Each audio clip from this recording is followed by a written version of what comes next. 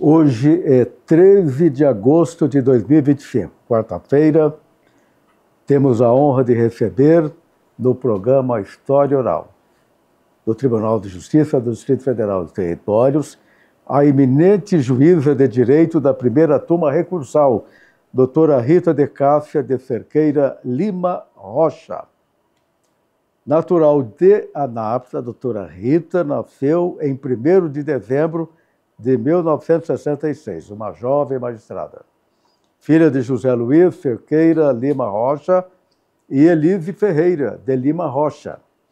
Graduou-se em Direito em 1989 pelo CEUB, Centro de Ensino Unificado de Brasília, onde também obteve o grau de bacharel em Letras. Concluiu especialização em Direito Processual Civil pela AEUDF, que é a Associação de Ensino Unificado do Distrito Federal, e obteve o título de mestre em 2006 pela Universidade Católica de Brasília. A doutora Rita possui uma trajetória pessoal marcada por relevantes marcos históricos e institucionais. Entre seus antepassados, destaca-se Antônio Cerqueira Lima, nomeado desembargador do Tribunal da Relação da Bahia em 7 de novembro de 1827 e, posteriormente, ministro do Supremo Tribunal de Justiça, por decreto de 2 de setembro de 1847. Então, está no DNA da doutora Rita, a magistratura. Outra curiosidade de sua história familiar remonta à fundação de Brasília. Seu pai, José Luiz, foi o primeiro servidor público oficialmente transferido para a nova capital, tendo sido responsável por registrar cerca de 30 mil trabalhadores, os candangos, que contribuíram para a construção de Brasília. Mãe de Daniel e Isabela, 2 filhos, iniciou sua trajetória profissional aos 19 anos, lecionando língua portuguesa e redação. Aos 22 anos, a doutora Rita passou a exercer a advocacia, embora logo tenha percebido que seu perfil introvertido e conciliador não se coadunava plenamente com os embates da profissão, segundo ela afirma. Decidiu, então, dedicar-se à preparação para concursos públicos. Foi aprovada no Tribunal Regional do Trabalho da 10ª Região, onde atuou como secretária de audiência e assistente de juiz. Posteriormente, a doutora Rita, por meio de requisição, passou a integrar os quadros do Tribunal de Justiça do Distrito Federal e dos Territórios, trabalhando no gabinete do desembargador José Hilário de Vasconcelos. Logo após, obteve aprovação no concurso da magistratura do tribunal. Tomou posse no cargo de juíza de direito substituta em 1996. Eu estava lá na posse da doutora Rita, estando grávida de sua filha caçula. Em 2000, foi promovida a juíza titular, assumindo o 2º Juizado Especial Civil e Criminal do Gama. Foi nesse contexto que teve o primeiro contato direto com uma temática ainda pouco discutida à época, a violência contra a mulher. Passou a se dedicar intensamente ao tema, vindo a defender em 2006 dissertação de mestrado intitulada Violência de Gênero Intrafamiliar nos Juizados Especiais Criminais. Em razão dessa pesquisa, foi convidada pela Secretaria de Políticas para as Mulheres a integrar o grupo responsável pela elaboração da Lei Maria da Penha. Também participou da jornada de trabalho sobre a Lei 11.340 de 2006, Lei Maria da Penha, promovida pelo Conselho Nacional de Justiça em 27 de novembro de 2006 e colaborou com a implementação da referida norma no âmbito do Judiciário.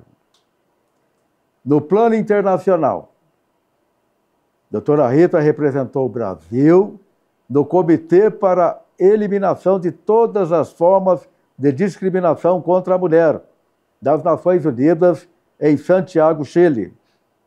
No campo acadêmico e social, estabeleceu, em parceria com o IESB, instituição na qual lecionava Direito, uma rede de apoio às mulheres vítimas de violência doméstica, que oferecia assistência jurídica, psicológica e cursos profissionalizantes, com a colaboração dos cursos de Direito, Psicologia e Gastronomia daquela instituição de ensino superior.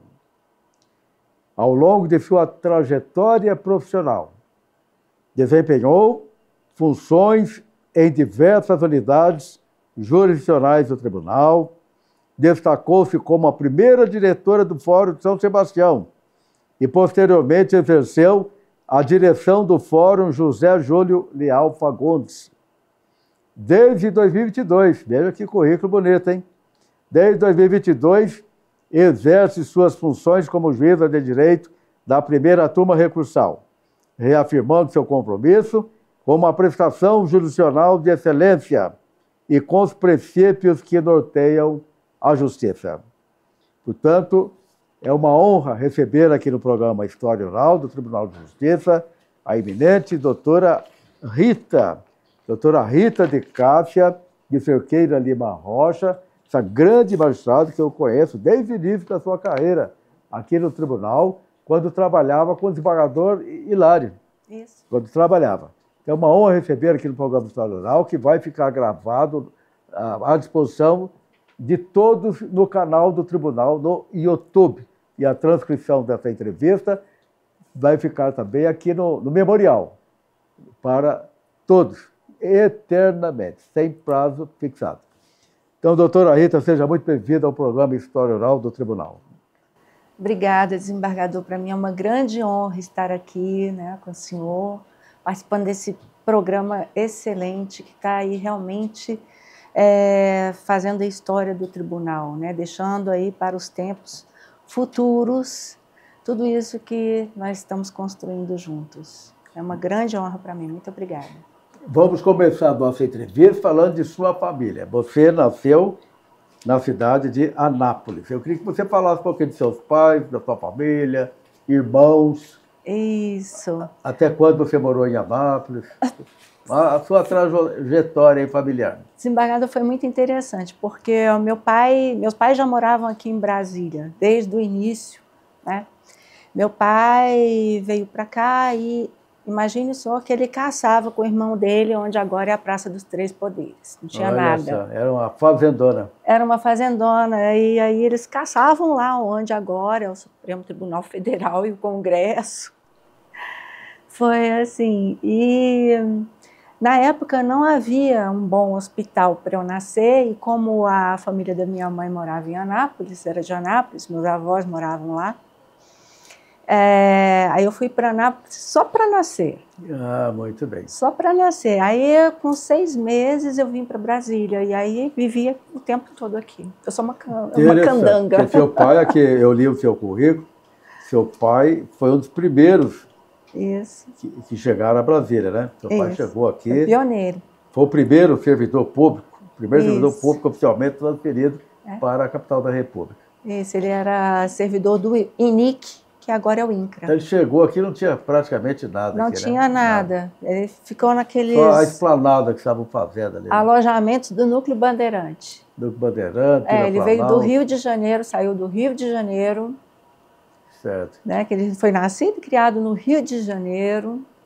Certo. E veio ajudar a construir a capital. Então você nasceu em Anápolis porque a sua família procurou um bom hospital que havia em Anápolis. Exato. Porque já aqui... morava em Brasília na época. Isso.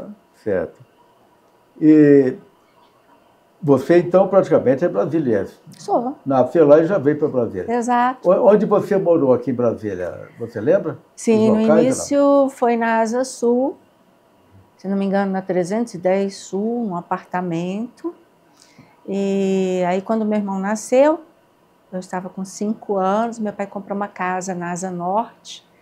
Não tinha quase nada na Asa Norte. Estavam começando a plantar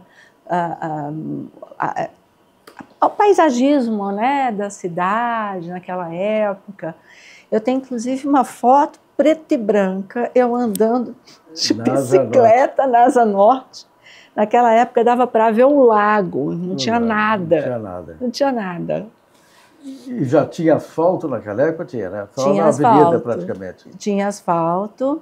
Eles estavam começando a construir as casas. Bom, naquela época que eu estou falando aqui é 1966, que você nasceu, né? 1976, perto de 1970, a sua lembrança aí de criança.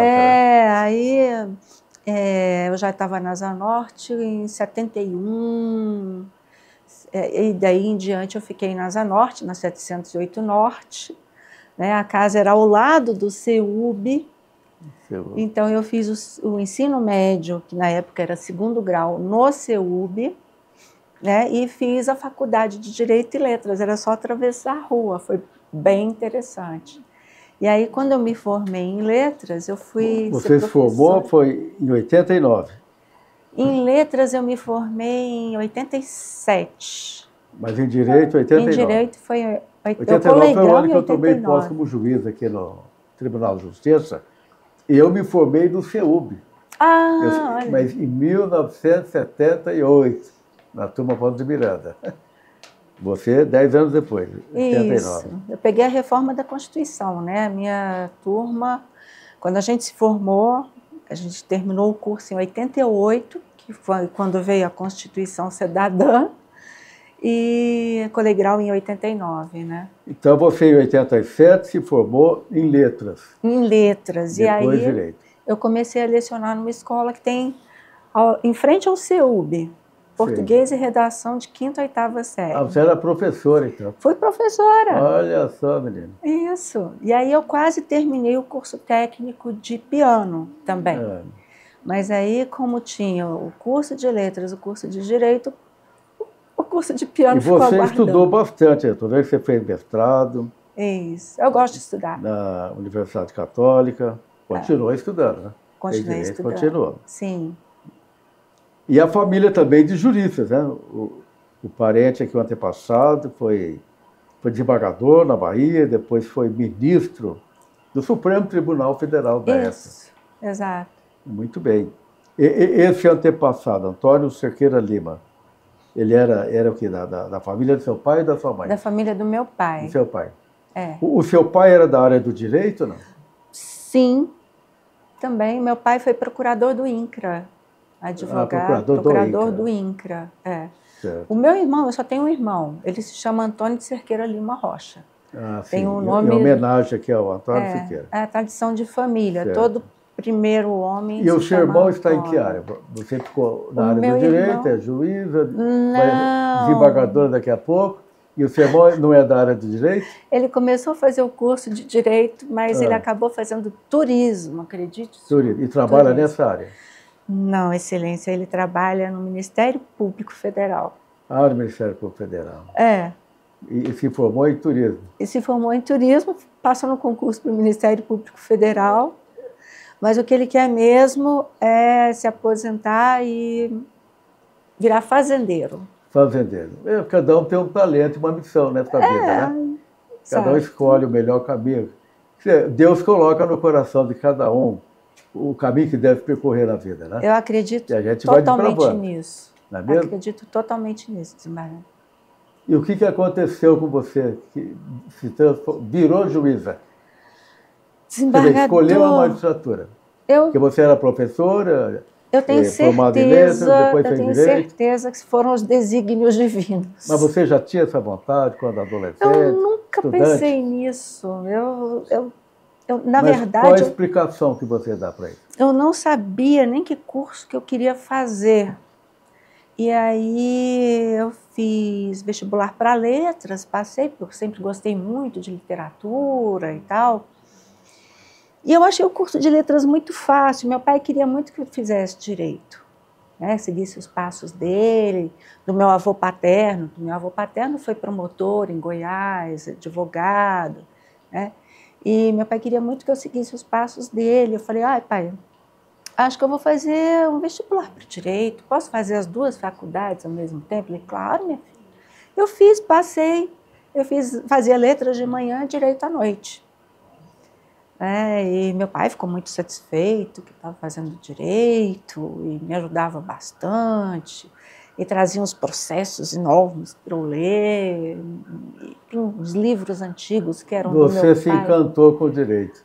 Foi. Não tem como não, né, desembargador? É verdade. É um mundo muito especial. Mas no coração, quando é que apareceu esse desejo de fazer concurso para a magistratura? Olha, desembargador, eu prestei 9 concursos e passei em 3. 9 concursos, mas em outras áreas também. Não, tudo em direito. Eu digo assim, para a magistratura, não? Não, para a magistratura... Qual foi o primeiro concurso que você fez e foi aprovada? Não, eu passei no concurso para o TST e para o TSE, como analista. Você trabalhou como analista? Eu trabalhei como analista na Justiça do Trabalho, que eu resolvi tomar posse na Justiça do Trabalho. E aí foi muito interessante, porque na época era Junta de Conciliação e Julgamento.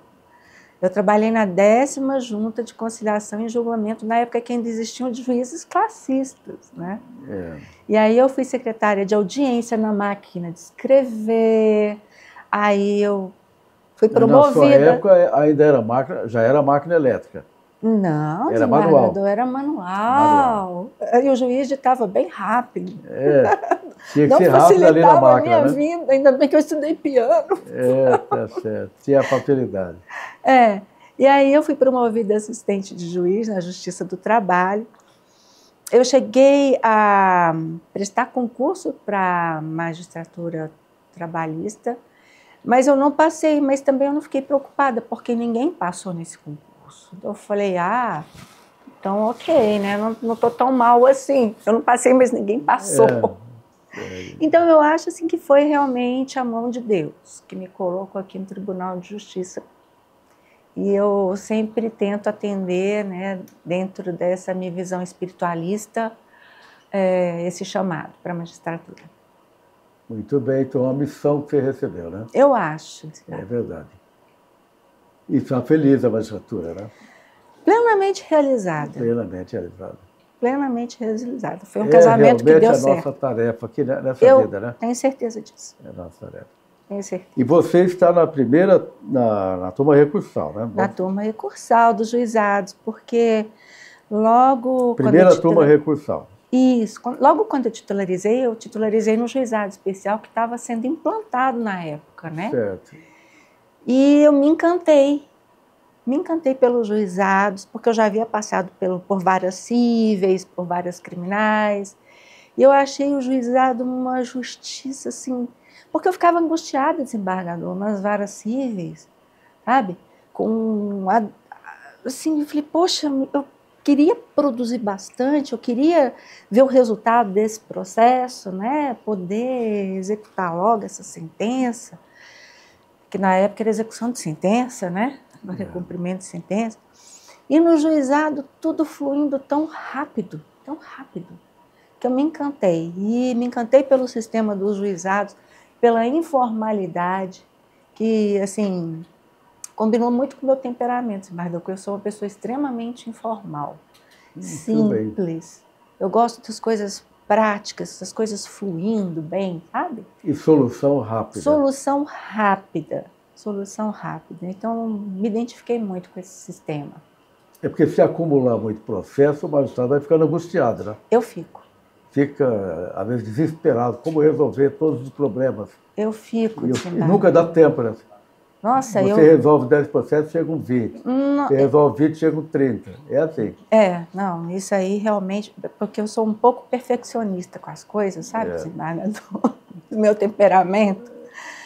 E é uma angústia muito grande. Tanto é que quando foi implementado o PJE, né, e eu via a minha caixinha sempre cheia, desembargador, eu fiquei meio preocupada nessa época, sabe? Porque os processos começaram a andar muito mais rápido, né? Foi muito mais rápido. Foi uma velocidade assim que a gente não tinha visto antes com os processos físicos, né? E aí, para a gente acompanhar esse ritmo, ainda bem que o tribunal sempre sempre esteve atento para essas necessidades, né, tanto em termos de tecnologia como em termos de servidores, né, sempre foi fazendo as mudanças necessárias para a gente ter esse suporte. Porque uma coisa que eu acho muito importante é a celeridade sem perder a qualidade. Verdade. A celeridade sem perder a qualidade e a efetividade da prestação E de a justiça. credibilidade do judiciário, né? Perfeitamente. Que a sociedade quer a solução correta para o seu litígio. Exatamente. E essa é a minha preocupação em relação à inteligência artificial. Certo. Isso me preocupa.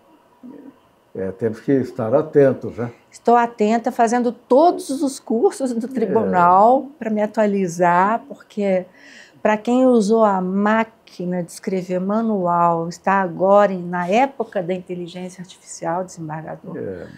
Todos os cursos, toda a leitura é bem-vinda. E o tribunal também dá esse apoio, né, para a gente se atualizar. Hoje não podemos mais viver sem a inteligência artificial, né? Em todas as áreas. O que a gente fazia com o Google, pesquisa no Google, a gente faz com a inteligência artificial. E a qualidade melhora ainda, mas ainda há falhas no sistema, né? Sim. E podemos confiar cegamente no que a inteligência artificial oferece. Não, desembargador. Por exemplo, eu pesquisei uma jurisprudência do CNJ sobre um determinado tema e a inteligência artificial me apresentou 3 jurisprudências para numeração de processo.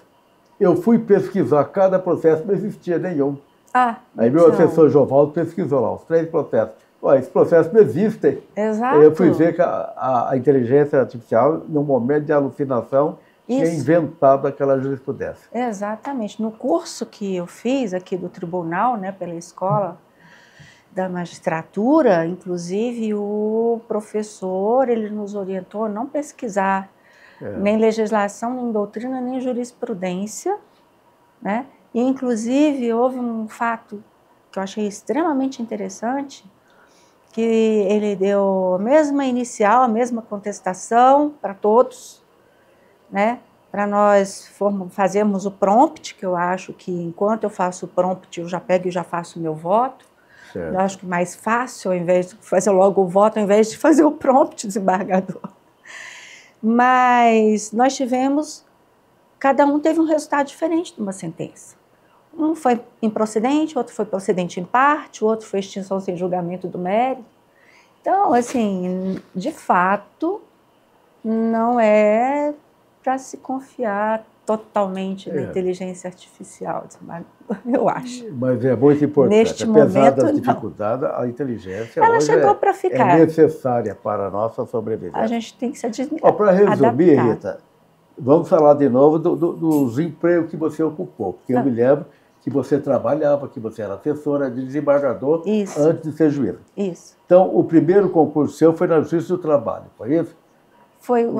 Você trabalhou como analista na Justiça do Trabalho. Isso. Depois do TSE, você assumiu? Não, eu não assumi no TSE. Só na Justiça do Trabalho? Só na Justiça do Trabalho. Depois da Justiça do Trabalho, você foi para onde? Aqui para o tribunal. Você veio como analista aqui do tribunal. Vim ser assessora do desembargador José Hilário.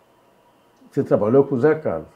Não entendi. José Hilário. José Hilário, desculpa. Isso. Trabalhou com o José Hilário. Isso. E depois do gabinete do desembargador José Hilário, você passou no concurso. Exatamente. Qual foi onde você trabalhou? Assumiu como juíza substituta? Qual foi a primeira vara? Desembargador, claro. O seu primeiro dia como juíza? Eu jamais vou me esquecer. Inclusive, minha filha é advogada, e hoje eu falei para ela, contei essa história para ela, né? Sim. Então, eu estava esperando a Isabela quando eu tomei posse. E eu cheguei aqui, a gente tomou posse dia 2, dia 4, a gente entrou. Eu entrei em efetivo exercício na 4ª Vara Civil, que à época de titular era desembargadora juíza, desembargadora convocada, doutora Aidevalda. Aidevalda. E aí ela me falou assim: olha, minha filha, eu estou convocada para o tribunal já faz bastante tempo, então, olha, aquela estante ali de processos está concluída com excesso de prazo para despacho e essa aqui é para sentença. Mas isso aqui foram coisas que foram acumuladas, não é culpa sua. Você tem que despachar tudo que estiver na sua mesa. E como eu estou convocada, não posso usar o gabinete do desembargador, eu estou usando o meu gabinete e os meus servidores. Então, você vai ficar trabalhando na sala de audiências, tá bom? Porque na época não tinha lugar para os juízes substitutos. Não tinha. Aí eu fiquei ali, né, com aquela pilha de processo em cima da mesa, achando maravilhoso. Feliz da vida. Vara civil. Na vara civil, na 4ª vara civil, em efetivo exercício ali. Aí aquele monte de processo, e eu despachando à mão na época, eu deixava a máquina só para fazer as sentenças, as decisões, né, mais complexas. Não tinha tempo de ficar fazendo tudo na máquina, né? Então era à mão mesmo. E aí houve até um episódio muito interessante, que chegou um advogado muito elegante, sabe, desembargador? Assim, todo perfumado, com a pasta desse tamanho. Ele colocou a pasta dele assim na mesa de audiência e falou assim: mocinha, vai lá chamar o juiz, que eu quero despachar com ele. Eu falei: pois não, doutor, está falando com ele. Olha só. Foi muito interessante. Você, João, posso perguntar a sua idade? Que dia que daquela época? Eu também posso com 29 anos. 29. Realmente era uma menina, né? Agora tem até juízes mais novos, né? Tá certo. Eu não sei, acho que bem conservado. Pode chamar juiz ou juiz? Eu falei: pois não, doutor, está falando com ele. Aí eu tive que excelência, desculpa. Eu falei: não, doutor, tudo bem, o que eu posso fazer, o que eu posso atender, qual é o seu processo? Foi muito interessante.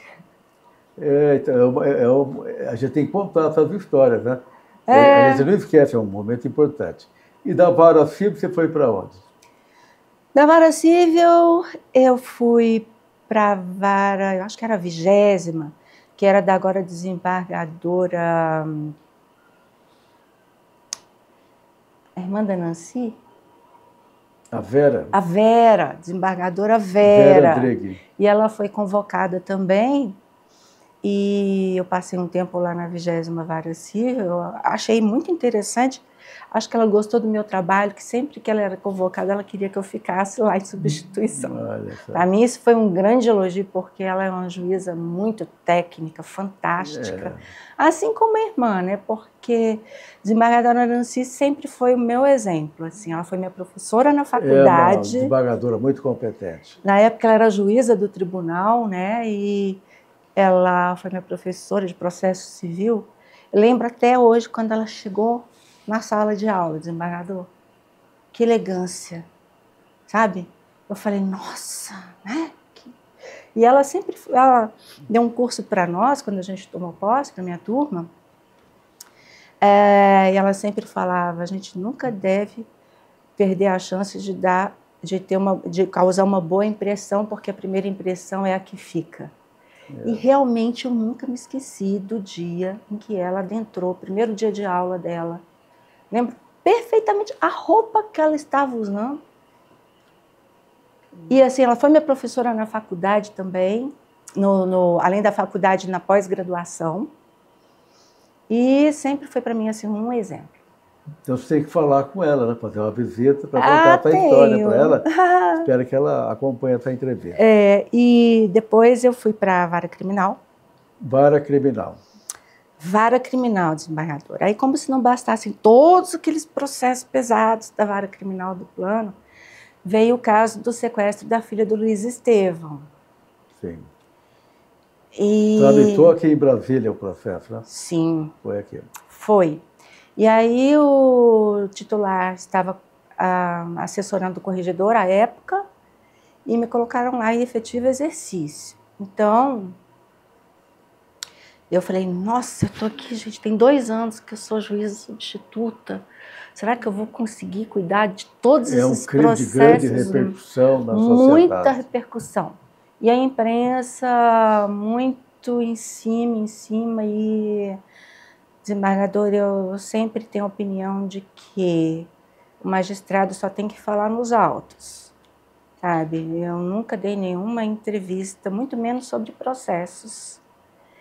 à imprensa. Então, eu procurei o desembargador corregedor à época para ele me orientar sobre como proceder com a imprensa na época. E ele me falou, olha, tudo que você tiver, você faz um relatório para a assessoria de imprensa do tribunal e os jornalistas que estiverem lá na sua porta, apenas diga, nada a declarar. Foi o desembargador José Jerônimo.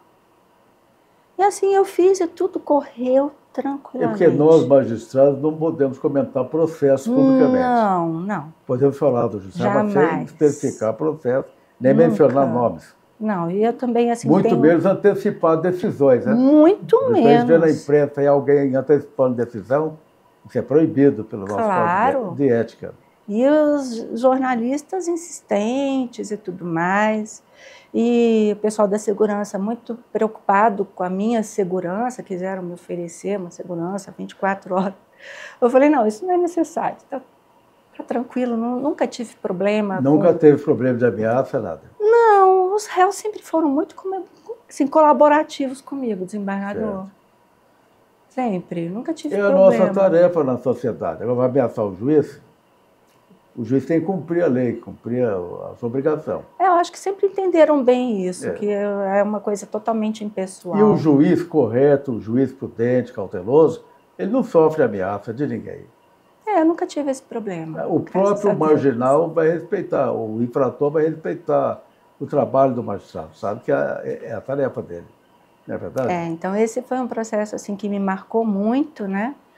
Na época, minha filha era uma bebezinha de 1 ano, e eu chegava aqui no tribunal 8 horas da manhã, eu passava a manhã toda cuidando só desse processo, e à tarde eu cuidava dos outros, né, desembargador? Então foi assim, com prazo para cumprir. E você era casada já com 2 filhos nessa época? Já. E como é que você conciliava? Só Deus sabe. Mãe, esposa, juíza, filhos, quer dizer, os filhos, mãe, filhos. Olha, desembargador. Casa, comida, almoço, roupa lavada, etc. Exatamente, desembargador. Como é que a juíza conciliava ou concilia até hoje? Era assim. Porque se alguém perguntava como é que concilia, tanto compromisso? Eu queria que você explicasse. Assim, dentro do possível, né, eu tive essa época desse processo que foi realmente, me exigiu muito, que eu sempre costumava trabalhar de manhã em casa e à tarde no fórum, né? Então, os meus filhos se acostumaram, eu sempre deixei eles sempre perto de mim, foi uma coisa que eu nunca terceirizei, foi a educação dos meus filhos, né? Teve só essa época aí que eu tive que trabalhar de manhã e de tarde, tive que vir para o fórum mesmo, para fazer as audiências de manhã, inclusive, né, que era muita coisa.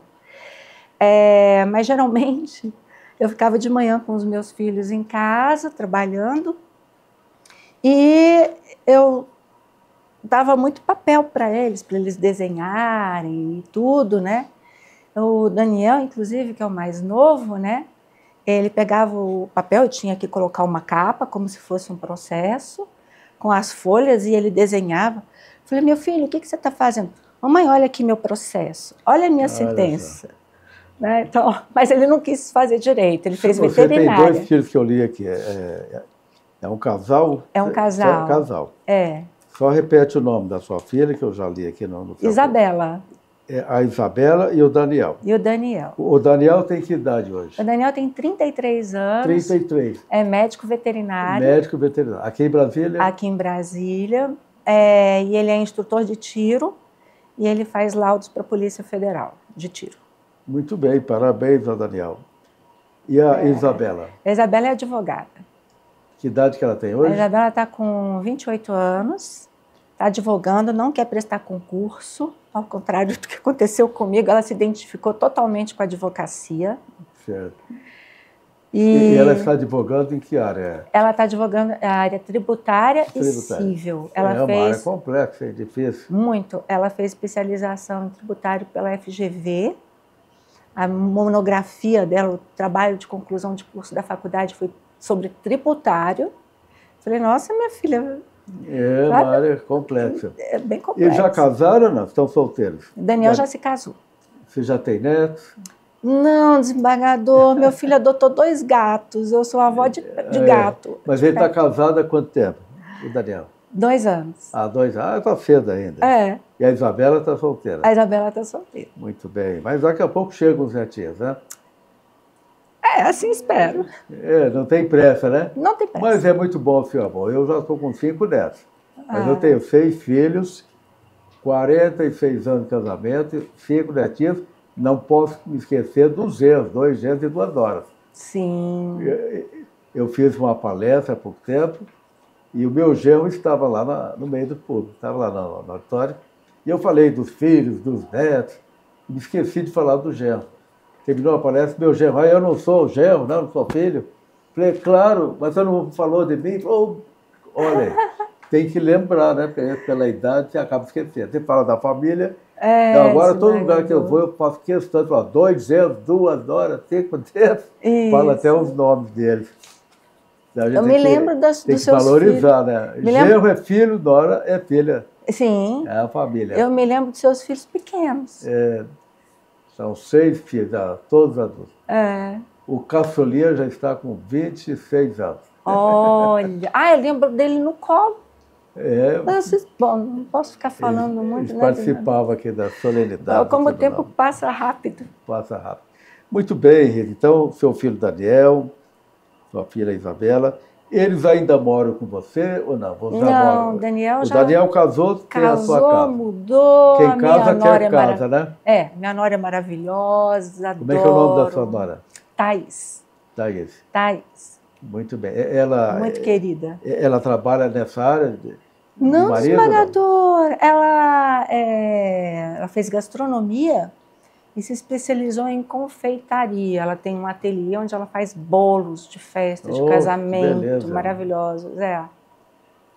E você, então, está aprendendo a conhecer as outras qualidades dos bolos. Sim. Gosta de bolo ou não?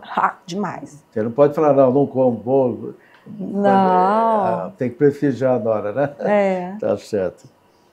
Muito bem, então, Daniel, Isabela, um abraço para os seus filhos. Brevemente veio os netinhos. E quanto tempo você ficou como juíza substituta?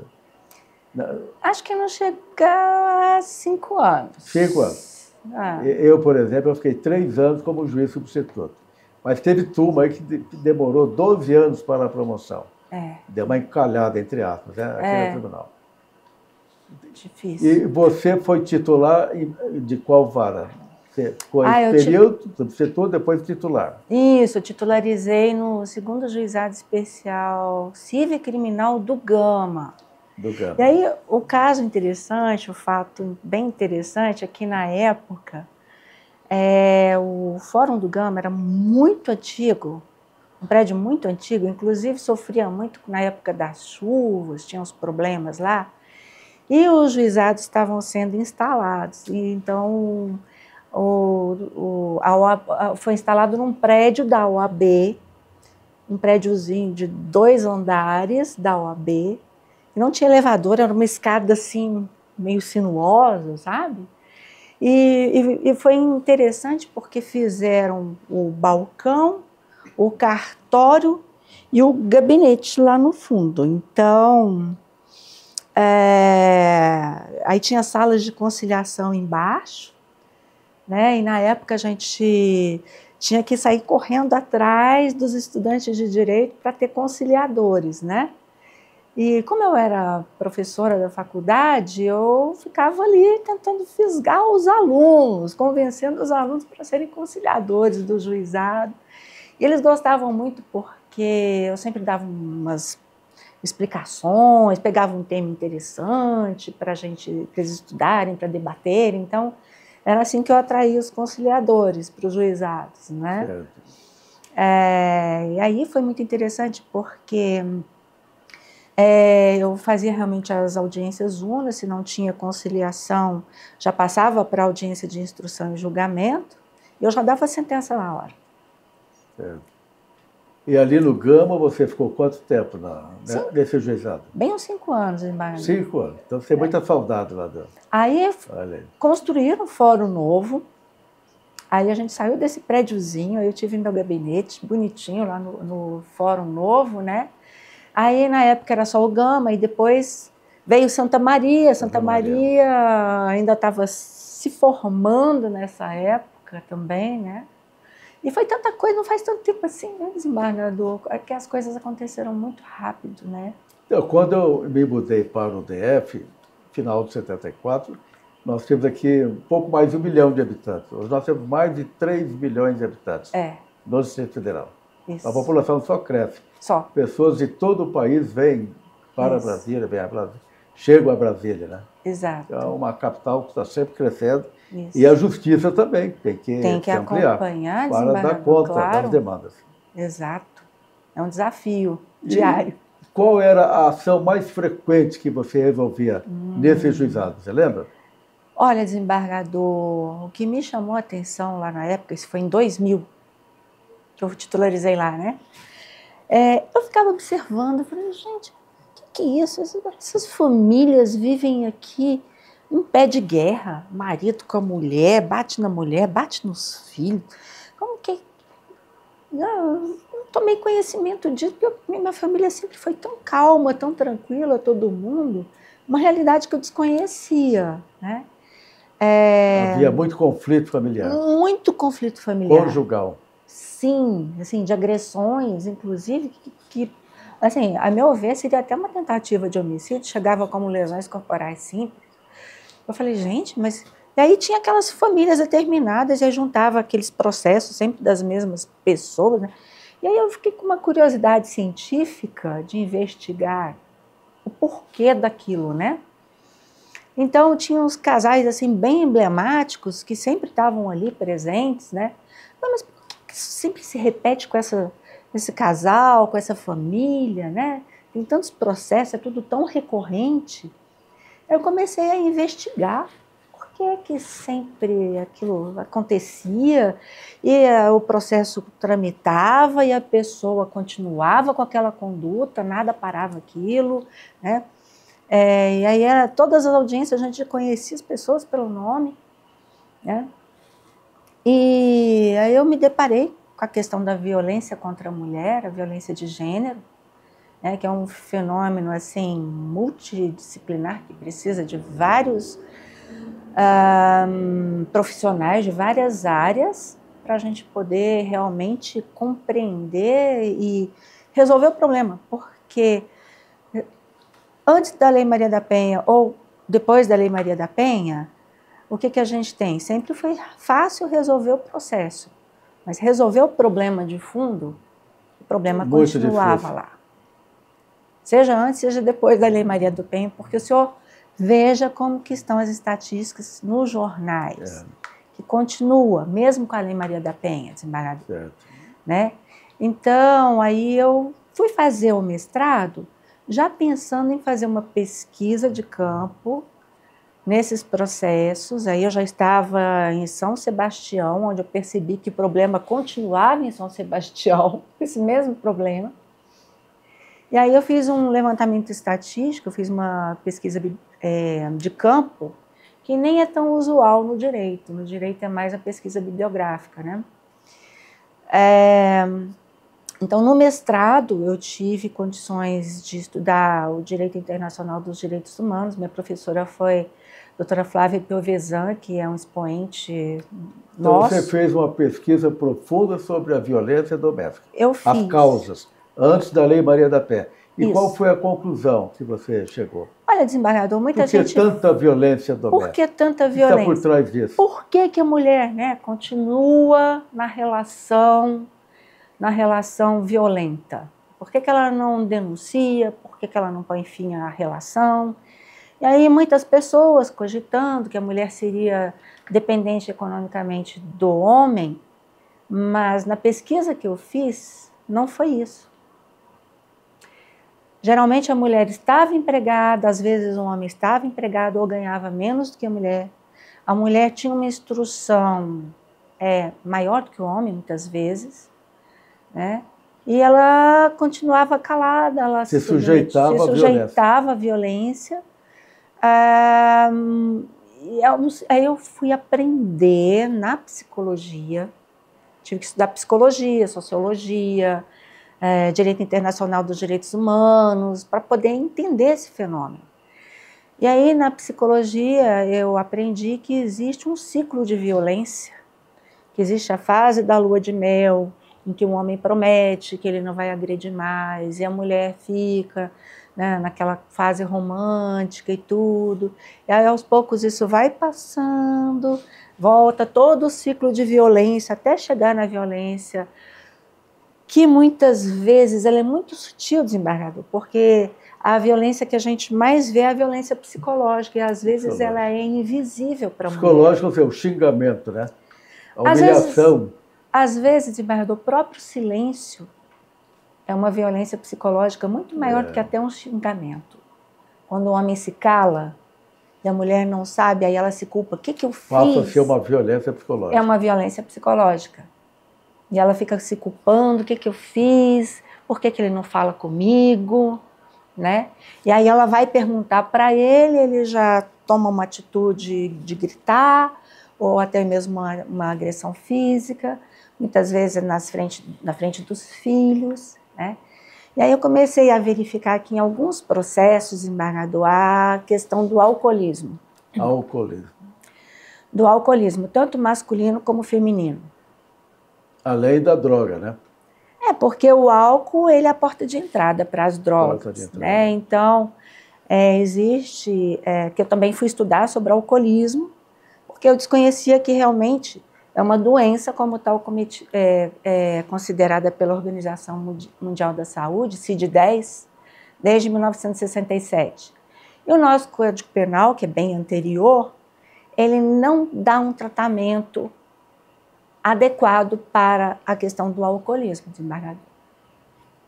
Então, isso aí prejudica muito a efetividade da decisão jurisdicional, porque eu só descobri que, para esses casos, eu tive que contar com uma rede de apoio, e aí é muito interessante que a gente estuda na sociologia o controle social, né? Que o controle social ele pode ser formal ou informal. O informal é a própria família, e aí dentro de uma família problemática, a gente tem que buscar na igreja, que é um outro controle informal, ou na escola. E muitas vezes, essa violência doméstica, ela refletia nos filhos, e os professores percebiam que tinha alguma coisa errada na família, porque a mulher não denunciava, na época. Os filhos sofrem muito. Porque os filhos começavam a perder, ficavam mais calados, às vezes chegavam lesionados também. A diminuição das notas, né? Isso tudo refletia nas crianças também, dessas famílias, né? E os professores, às vezes, era quem denunciava a violência. Mas, conforme essa pesquisa, eu repito a pergunta, qual seria a principal causa que leva à violência doméstica? Ela é multifatorial, desembargador. Então, assim, cada magistrado que trabalha com a violência doméstica tem que ter uma sensibilidade para descobrir onde é aquela causa. Muitas vezes, o agressor, ele teve um pai alcoólico, ele foi agredido pelo pai, ele presenciou essas agressões desde pequeno, e foi um comportamento aprendido, né?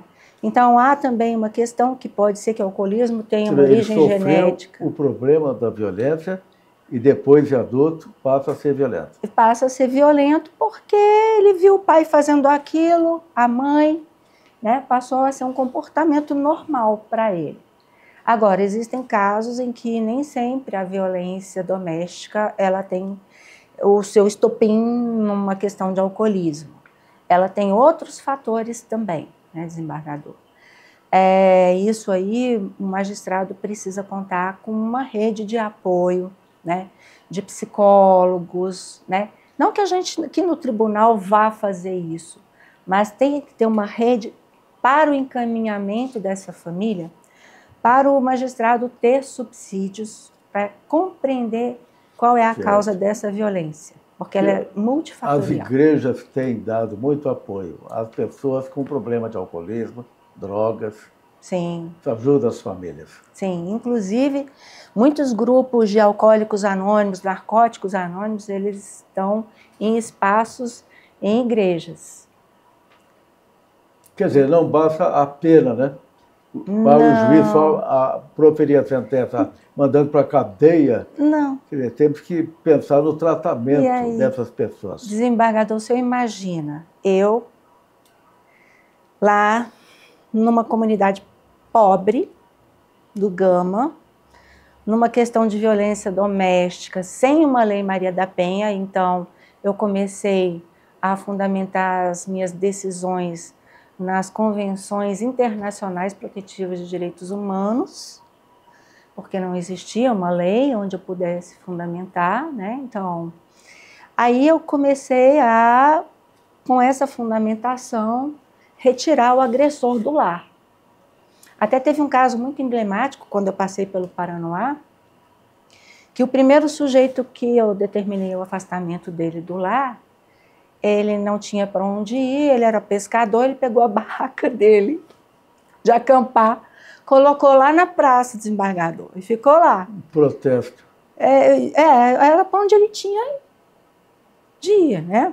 E aí serviu de exemplo para toda a comunidade. E aí as mulheres lá no Paranoá ficaram sabendo, e aí elas nem iam para a delegacia, elas iam direto para o fórum, sofria agressão, e ia toda ensanguentada me procurar, desembargador.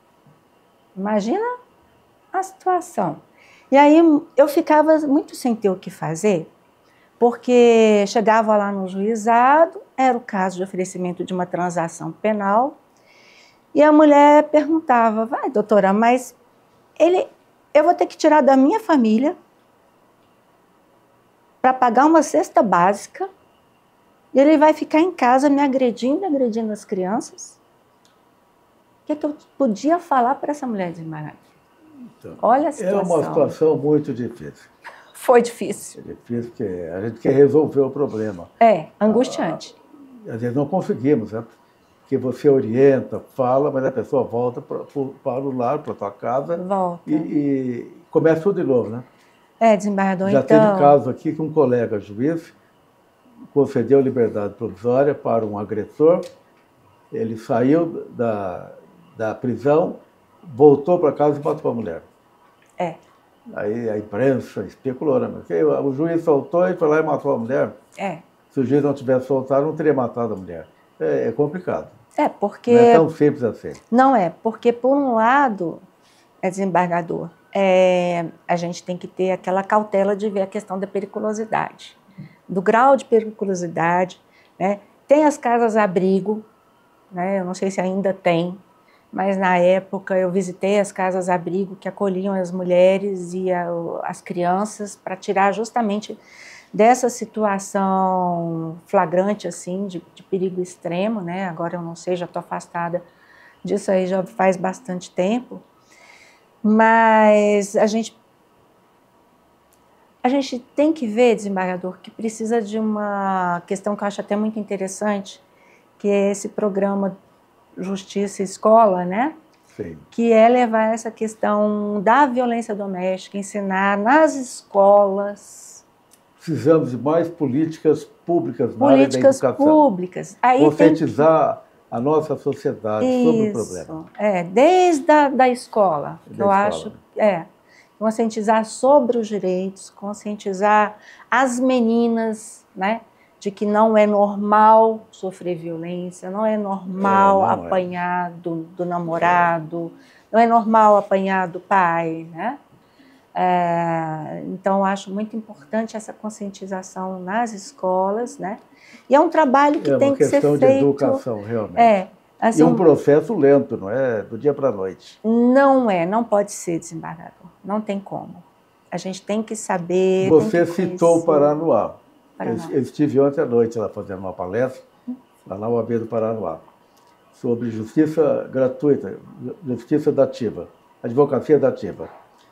E eu me lembrei, eu fui juiz, trabalhei em várias circunscrições na periferia de Brasília. E trabalhei em Braslândia, naquele momento, umas pessoas entraram no meu gabinete, o juiz lá de Brasília, com uma mulher com um pano na cabeça. Aí me disseram, doutor, ela acabou de levar um tiro do marido. O marido era açougueiro lá. Brigaram no açougue. Ele pegou um revólver, deu um tiro, segurou a mulher assim pela cabeça, deu um tiro. A bala pegou aqui no olho, não entrou, estraçalhou o olho da mulher. Daí levaram essa senhora ao meu gabinete.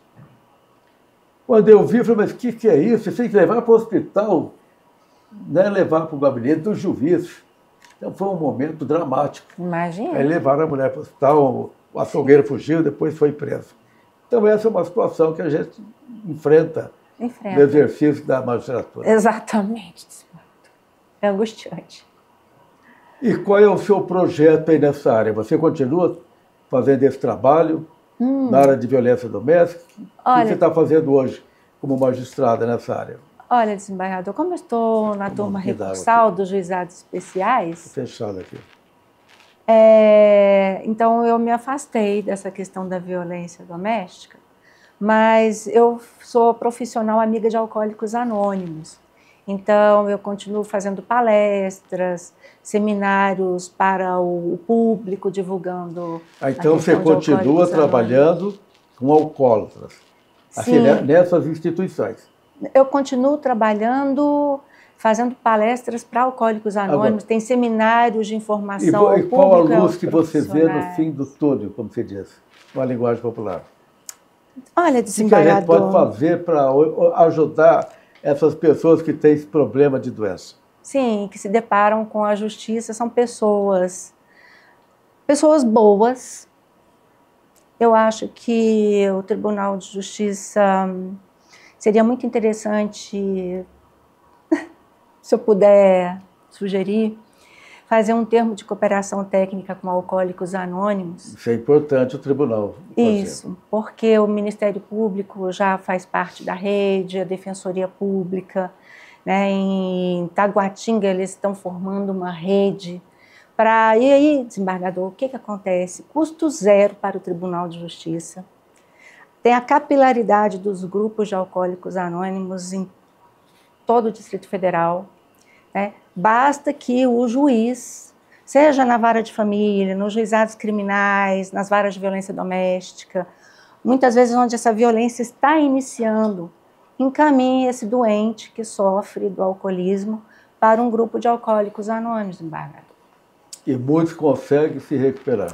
Desembargador, olha, eu fico até emocionada, mas com esse trabalho, vários casais iam ao meu gabinete dizer que eles reconstruíram a família, que o alcoólico está em recuperação, né? Teve uma moça que era alcoólica no Paranoá, desembargador. Uma moça jovem, futuro todo pela frente, e ela teve um problema com a polícia, ela desacatou o policial. Então, não é só, né? São vários fatores assim, várias pessoas que sofrem, as famílias sofrem, porque o alcoolismo também leva a doença, adoece a família, né? E eu encaminhei essa moça para Alcoólicos Anônimos, e aí ela foi me procurar. Doutora, a senhora se lembra de mim? Eu falei, não, desculpa, não estou lembrada. A senhora me encaminhou para Alcoólicos Anônimos.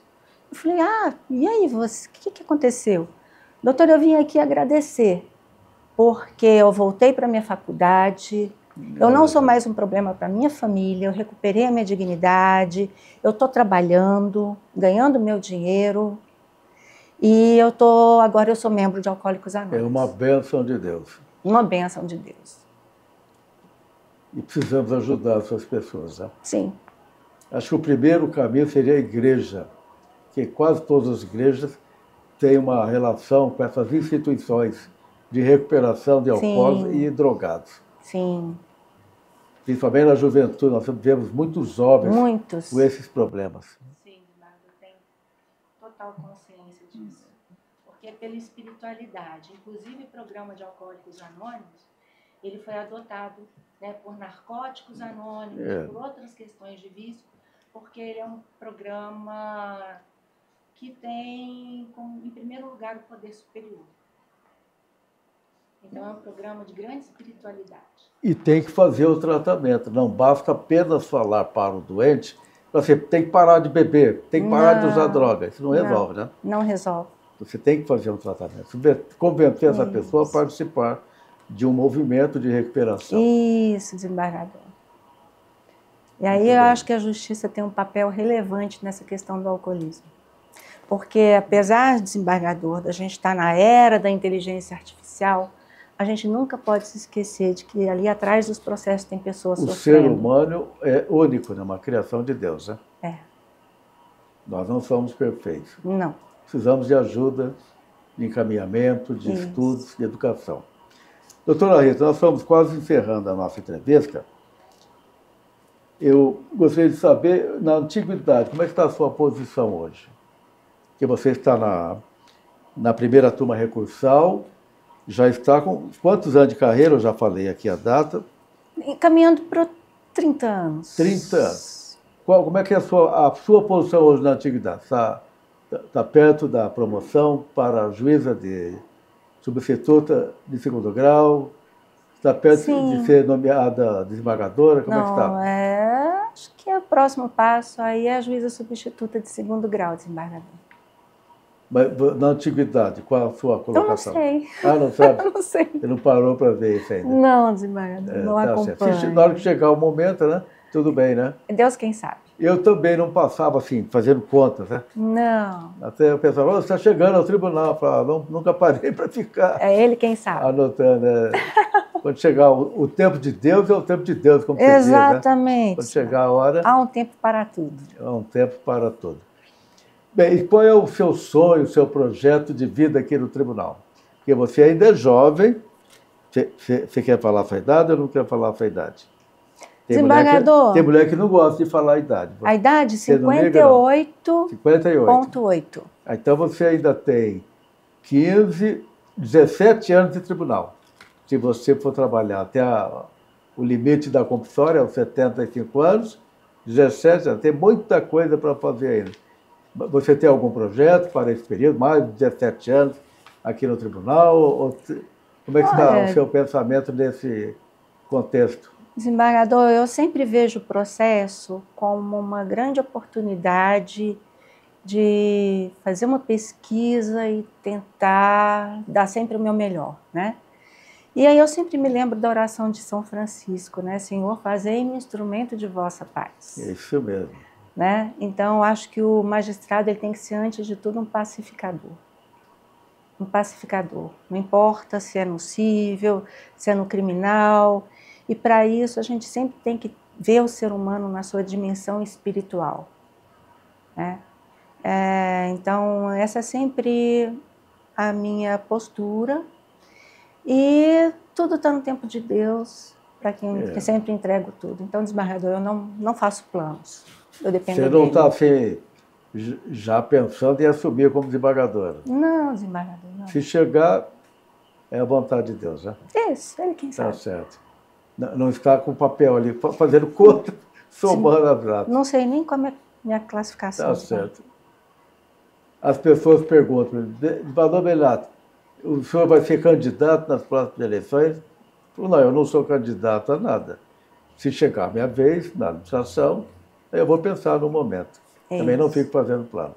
Não faço. E Deus já tem me favorecido, né? Fui presidente do TREDF, agora primeiro vice-presidente do tribunal. Eu estou aqui cumprindo já quase 37 anos a magistratura. Exatamente. Com a graça de Deus. E muito bem. O senhor está de parabéns. Obrigado, o senhor é um exemplo para todos nós. Obrigado. Agora eu quero que você deixe uma mensagem para as pessoas que querem saber como é que você estudava para o concurso para juiz. Porque cada um tem um método diferente. Eu, por exemplo, eu fazia resumo. Eu pegava a matéria, fazia um resumo, fazia pesquisa. Eu aprendi a estudar só fazendo resumo. Qual era o seu método de estudo?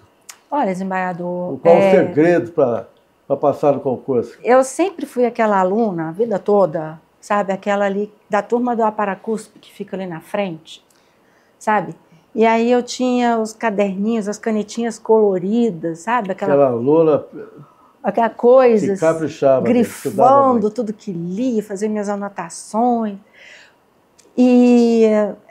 Mas para curso, né, o desembargador José Hilário, que foi assim, um dos homens mais inteligentes que eu conheci na minha vida, ele falou, olha, como você estuda? Eu falei, eu faço resumo. Não, é muita coisa, você vai perder tempo com isso. Você vai fazer e vai grifar, no máximo, 2 palavras em cada página do seu livro ali. Quando você for fazer a revisão, você só vai ler essas palavras. Quando você for fazer a prova escrita, você vai lembrar dessas palavras para fazer sua dissertação, né? E vai estudar jurisprudência. Jurisprudência do Tribunal, do STJ, do STF. É isso que você vai fazer. E, assim, desembargador, eu sempre gostei muito de processo civil. E processo civil eu estudei por Ponte de Miranda. Opa! Então, a minha profundamente. nota... Foi. Então, a minha nota na prova escrita foi 96, na minha turma, em processo civil, porque eu estudei por Ponte de Miranda. Eu estava até vendo ali os móveis que foram feitos por Ponte de Miranda, que tem aqui no memorial, maravilhosos. Eu não sabia que ele tinha essa habilidade, né? Então, assim, ainda mais agora, que é tanta matéria, tanta coisa, né? Hoje em dia tem tantas técnicas de estudo, tem os mapas mentais, né? Então, a gente precisa ganhar tempo, né? Então, eu acho que a questão de sublinhar, memorizar as palavras-chave de cada tema, né? A gente ganha tempo.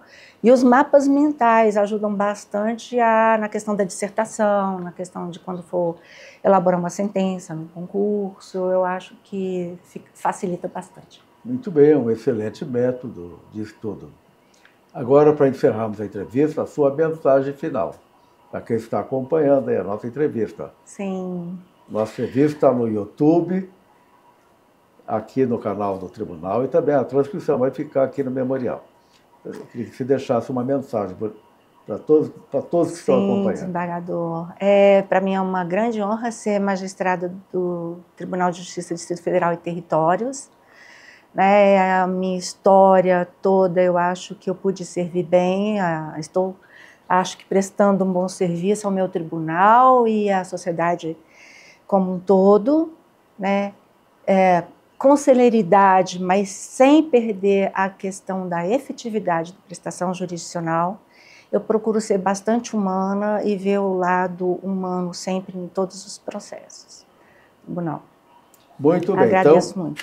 Agradecemos a doutora Rita. Obrigada. Parabéns pela sua belíssima história de vida. Obrigada. Você é um orgulho para o Tribunal de Justiça. Para mim é uma honra. Excelente magistrada. Parabéns à sua família, a você. Que Deus continue abençoando a sua missão. Amém. Muito obrigada. Felicidade. Muito obrigado. Obrigada.